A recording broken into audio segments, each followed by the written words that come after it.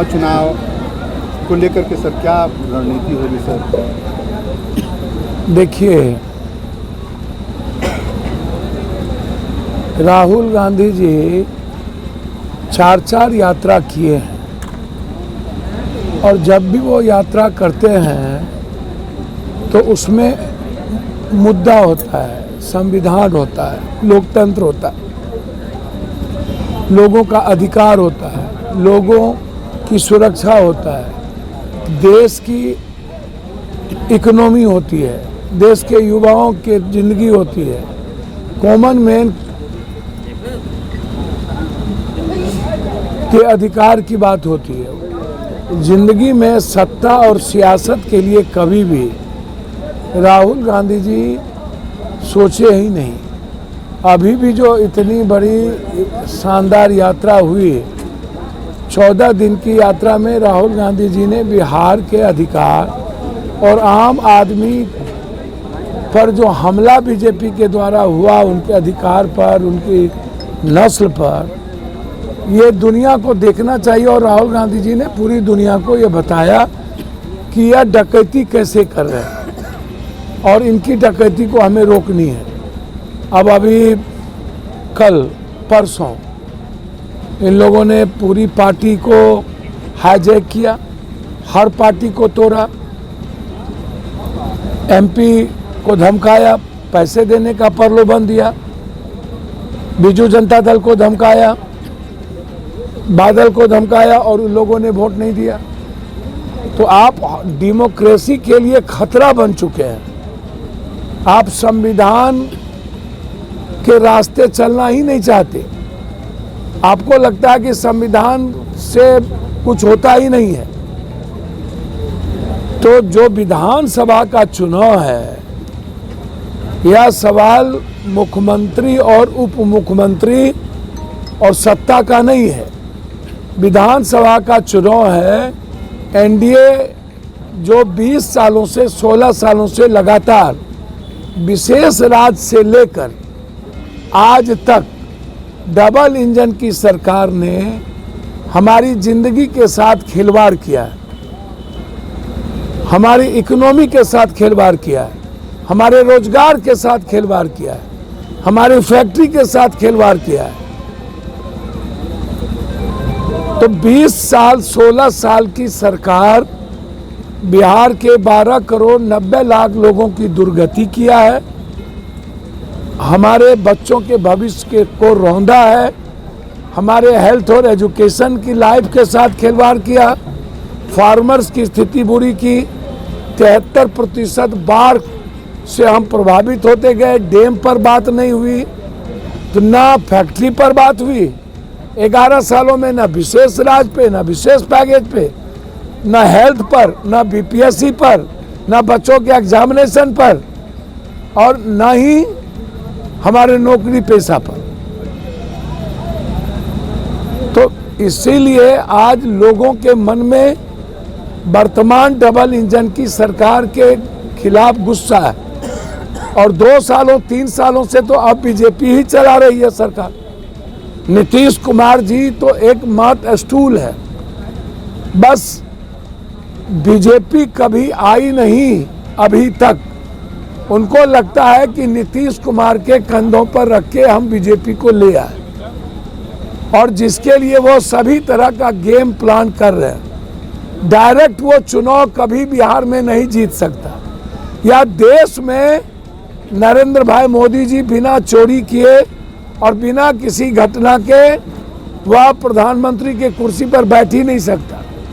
उन्होंने लाखों वोटों की चोरी की, उन्होंने करोड़ों करोड़ वोट की चोरी की। जब चोरी हमारे कर्मवीर क्रांतिवीर नेता ने, राहुल गांधी जी ने पकड़ लिया, जब जनता के सामने सब कुछ रखा कि हमारे युवाओं ने वोट नहीं दी, ये सीसीटीवी फुटेज को गायब कर दिया। 1 करोड़ वोटर कहाँ किस वोटर लिस्ट में है वो नहीं बता रहे हैं, फॉर्म 6 की बात नहीं बता रहे हैं, ना आप बता रहे हैं कि कौन मर गया, और अब डकैती इन्होंने कर दी। तो राहुल गांधी जी ने कहा कि नहीं, अब बहुत हो गया। तो एक माहौल बनी, हमारे नेता के मुद्दों पर, संघर्ष पर जाति जनगणना हो, चाहे नोटबंदी 8 साल पहले का सवाल हो, आज स्वीकार किया, चाहे किसानों के मुद्दों पर राहुल जी ने कहा कि तुमको वापस लेना पड़ेगा, वापस लिया।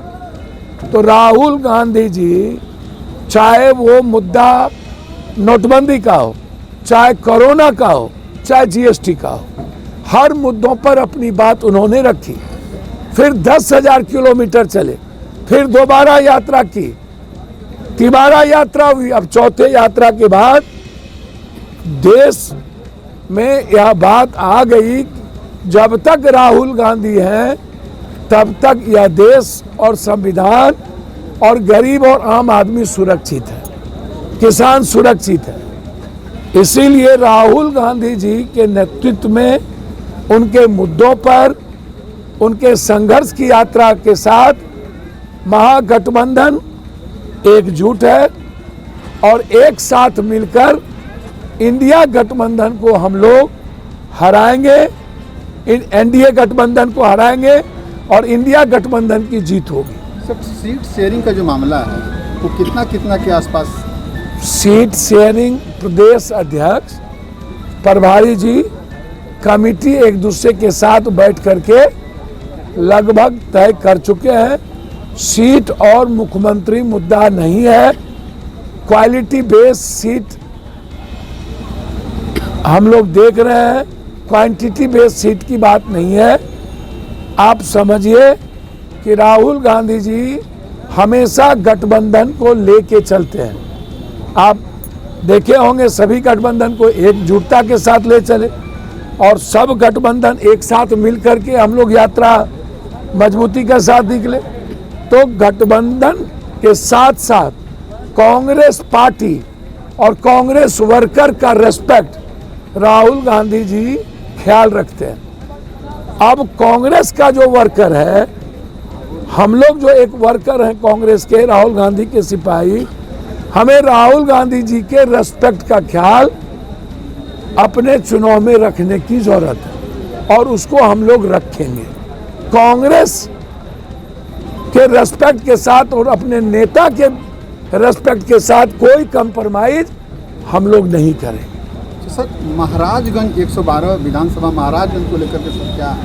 सर, महाराजगंज अभी गठबंधन पर बात चल ही रही है। हमारा सीट यहाँ पर एक सीट सिवान में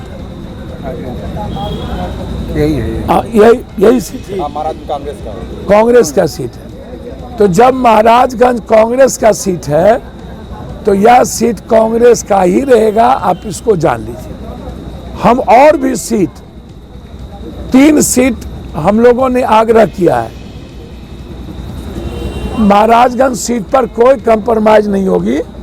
हमारे जिला अध्यक्ष यहाँ हैं और हमारी देखिए, हम लोग 1 विंडो नहीं है, कांग्रेस 8 विंडो 6 विंडो से चलता है। कोई पार्टी 1 विंडो से चलता होगा। कांग्रेस का सबसे ज्यादा कोई नेता सर्वोच्च नहीं है। कांग्रेस की सीईसी और सीडब्ल्यूसी, इसके तहत हमारे राष्ट्रीय अध्यक्ष भी हैं, एलओपी भी है, सीडब्ल्यूसी सीईसी तय करती है और जिला कमेटी से लेकर के सीईसी तक कांग्रेस का मजबूत है। जो जिला अध्यक्ष और यहाँ की कमेटी तय करके भेजेगी उसको हर कीमत पर स्टेट और हमारे प्रभारी जी उसको सुनेंगे भी और हमारे अध्यक्ष और हमारे कमेटी के, जिला कमेटी के जो निर्णय होगा उसको मानेंगे।